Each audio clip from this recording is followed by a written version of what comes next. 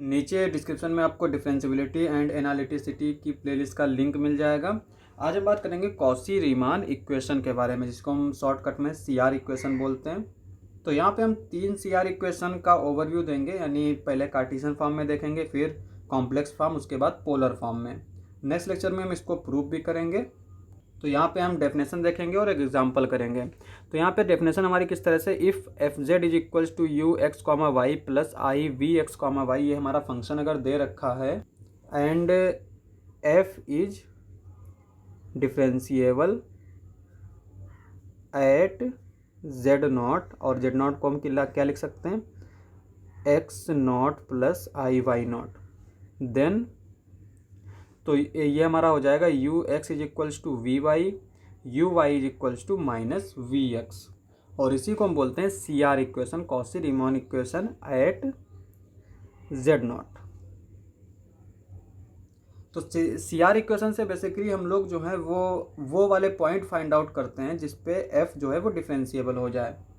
अब यहाँ पे अगर फंक्शन हमारा इस तरह से है कि यहाँ पे एक्स वाई के टर्म है, यहाँ पे एक्स वाई के टर्म है, तो हम डायरेक्टली इसको यूज़ कर सकते हैं। लेकिन अगर हमारा फंक्शन जो है वो इस फॉर्म में नहीं है, वो हमारा इस फॉर्म में है, यानी उसमें z और z बार के अगर एलिमेंट्स हो, तब क्या करेंगे, तब हमारा आता है complex form del F upon del Z bar. इसको भी हम प्रूफ करेंगे, इसको भी प्रूफ करेंगे, और पोलर फॉर्म को भी प्रूफ करेंगे नेक्स्ट लेक्चर में। तो यहाँ पे del F upon del Z bar is equals to 0, यानी इसका डिफरेंशियल कर दें हम जेड बार के रिस्पेक्ट में, तो जो पॉइंट्स आएंगे उसके ऊपर फंक्शन हमारा डिफरेंशिएबल होगा, अगर ये अलजेब्राइक है तो। उसके बाद में तीसरी फॉर्म आती है, वो आती है पोलर फॉर्म।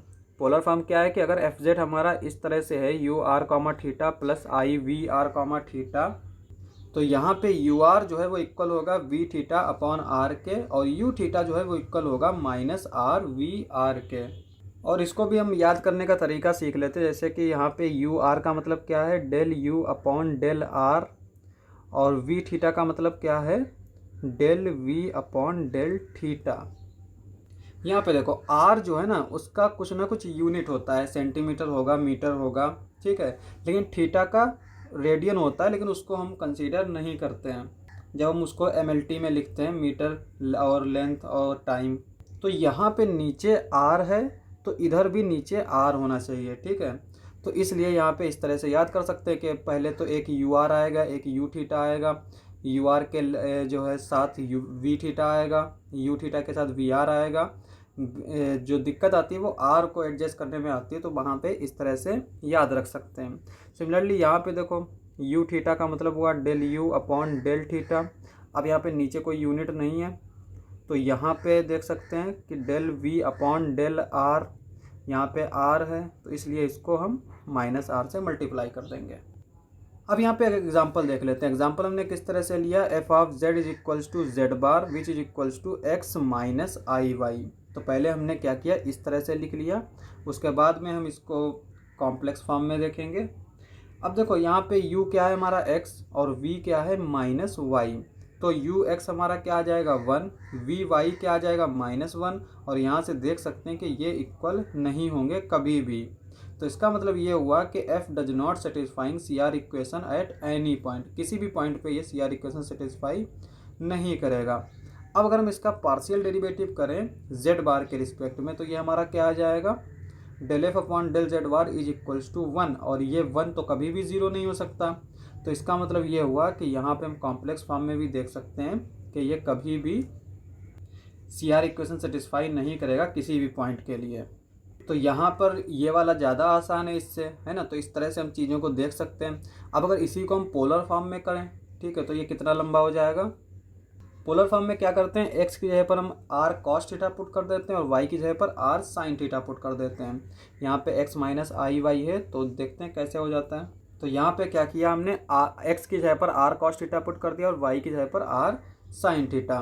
तो f ऑफ z हमारा क्या आ जाएगा, r cos थीटा माइनस आई r sin थीटा, और यहाँ पे u क्या हो जाएगा, r cos थीटा, v क्या हो जाएगा माइनस का r sin थीटा। अब अगर हम u r देखें तो क्या आएगा, cos थीटा आएगा, और वी थीटा अगर देखें तो माइनस का आर कॉस थीटा आएगा, और यहाँ से देखें तो v theta upon r is equals to minus cos theta. तो यहाँ से हम देख सकते हैं कि ये इक्वल होना चाहिए एक दूसरे के। हमारा CR इक्वेशन क्या कहता है कि अगर किसी पॉइंट पर ये इक्वल हो रहे हैं तो उस पॉइंट पे हम इसको कहेंगे कि ये CR इक्वेशन सेटिस्फाई कर रहा है। तो हम मान लेते हैं कि ये इक्वल है, फिर पॉइंट फाइंड आउट कर लेंगे। तो यहाँ पे UR is equals to V theta upon R। तो ये कब इक्वल होंगे? जब cos थीटा इक्वल होगा माइनस cos थीटा के, और ये इंप्लाई करेगा cos theta is equals to 0। अब यहाँ पे देखो थीटा हमारा, ये cos थीटा 0 कब होगा? जब थीटा हमारा इस तरह से हो। अब हम दूसरा फाइंड आउट कर लेते हैं। दूसरा हमारा क्या है? U theta is equals to minus RVR। इस दूसरी इक्वेशन को जब हम फाइंड आउट करेंगे तब क्या हमें मिलेगा? देखो यहाँ पे U थीटा क्या आ जाएगा?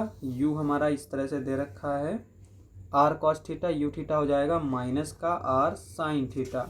तो वही चीज़ यहाँ पे लिखेंगे, U थीटा हो जाएगा माइनस का R साइन थीटा, VR जो है वो हो जाएगा माइनस साइन थीटा, और RVR क्या आ जाएगा? माइनस का R साइन थीटा।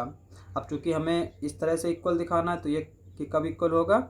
जब minus R sine theta equal हो जाए R साइन थीटा के, और यहाँ से साइन थीटा क्या हो जाएगा? 0।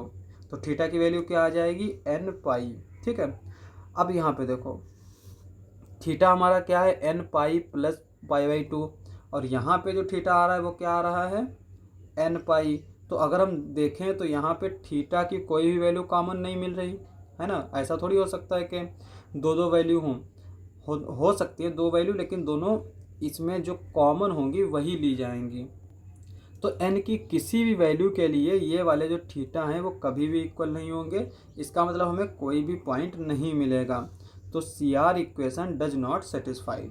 तो यहाँ पर देख सकते हैं कि पोलर फॉर्म जो है सबसे ज़्यादा मुश्किल पड़ता है। तो इसलिए ज़्यादातर हम लोग जो यूज़ करते हैं वो करते हैं UX is equals to VY, UY is equals to minus VX, और दूसरा हमारा सबसे जो ज़्यादा यूज़ करते हैं वो है del F upon del Z बार।